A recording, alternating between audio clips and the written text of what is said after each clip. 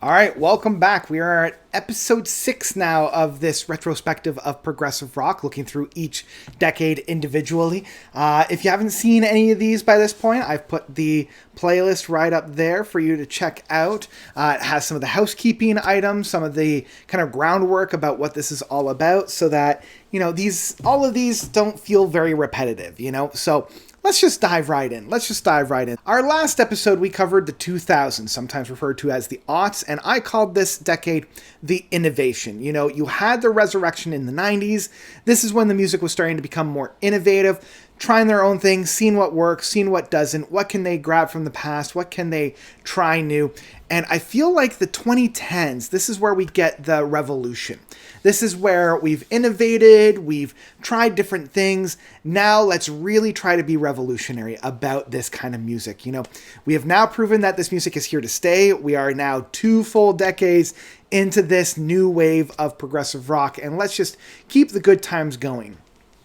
Part 1 of prog metal, the third wave. Now, in my last video, I was talking about how there were kind of 2 waves of progressive metal music. One could arguably have said to start in the 80s, as like proto-progressive rock metal was coming out with bands like Metallica, Judas Priest, Iron Maiden, but more specifically with Queensryche, Fate's Warning, and King's X.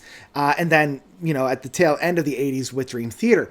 And it wasn't until the 90s where we get the true first wave of progressive metal, and that is with Dream Theater, Symphony X, Camelot, and a lot of those types of bands. And even I would include bands like Opeth, that really started that black metal trend and that death metal trend of the 90s and into the 2000s.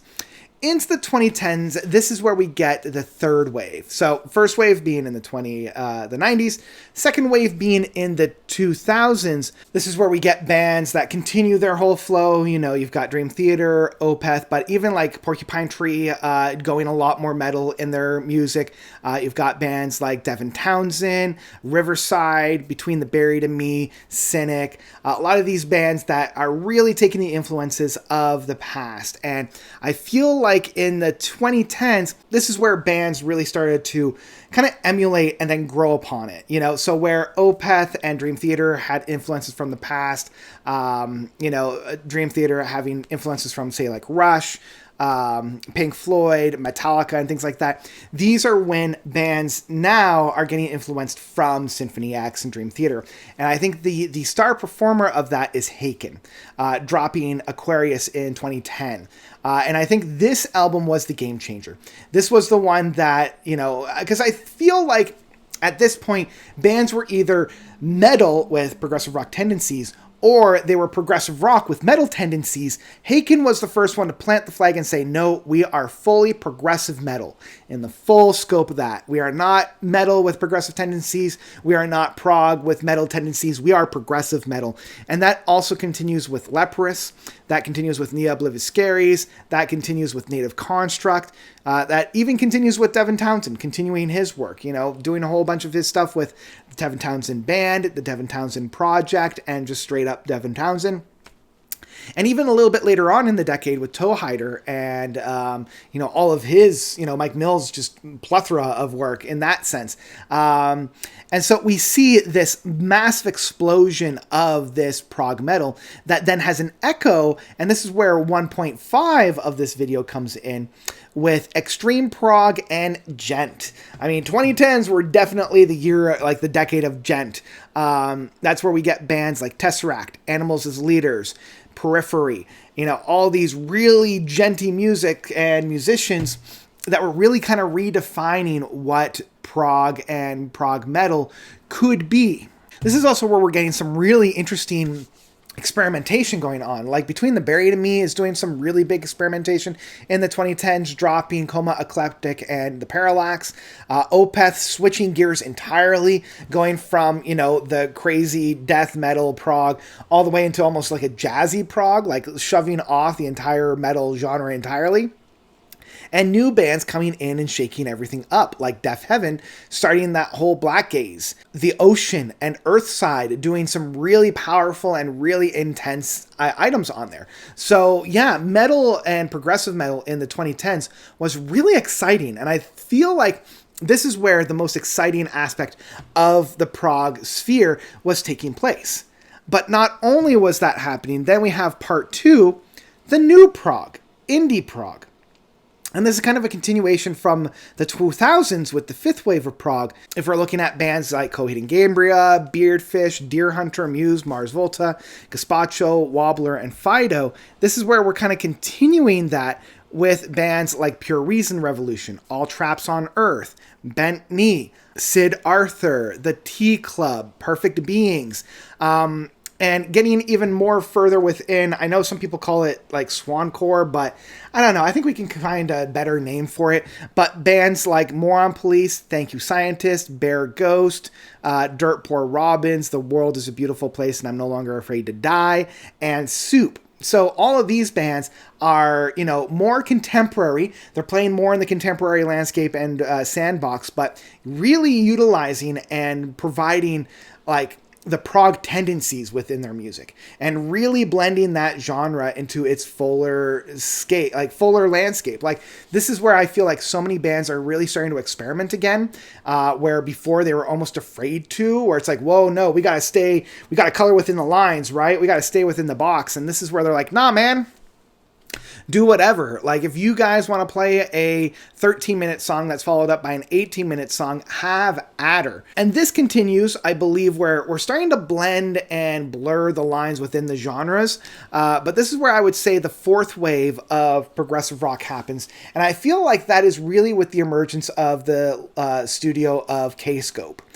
K-Scope putting out some really great neo-prog, starting with Gazpacho, kind of continuing their form, leaning more into the neo-prog side with March of Ghosts, and then later on with Demon, but also Anathema, where they were originally more of kind of like a black metal band, but then getting a lot more into the atmospheric.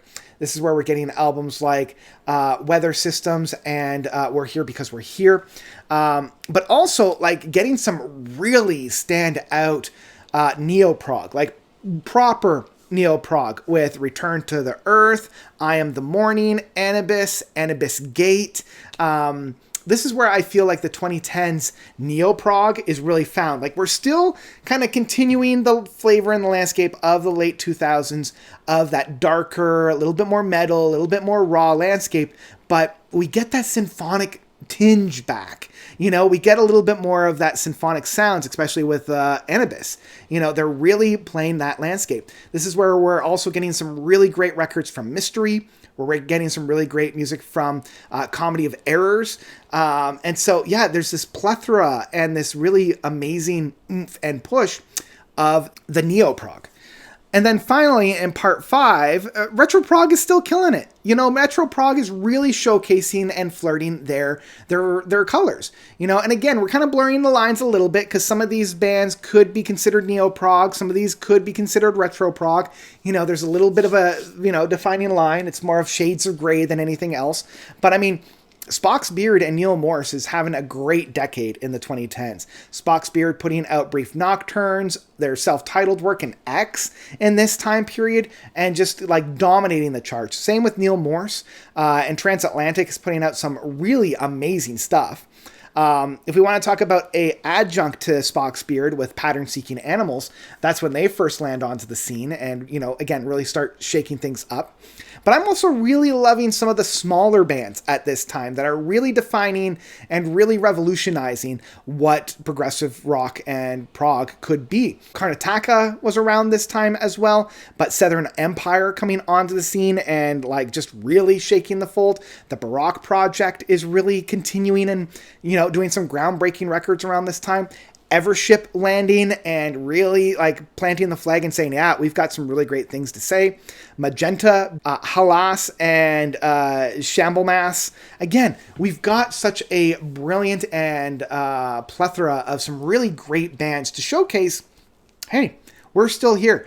Prog is still very much in capable hands while we are entering into the future. So, yeah, that's where we kind of round off the decade of the 2010s. Join me next time where we discover the current state of progressive rock within the 2020s. What has changed? What is staying the same? And even a look to the future. So yeah, that's going to be episode 7. This will be my concluding video because I'm going to tack on what the future is going to be because we're only halfway through the 2020s. I got to talk about something. So yeah, I hope you'll join me for that. If you've been liking this series and you've been liking these videos, please drop a like. Please consider giving this guy a follow. Please comment your favorite bands from the 2010s. What were your favorite albums from the 2010s? Let me know all about that by commenting down below. And I think that's where I'm going to leave you guys for today. So thank you all so much for watching. As always, you guys are definitely the best. And until next time, notes out.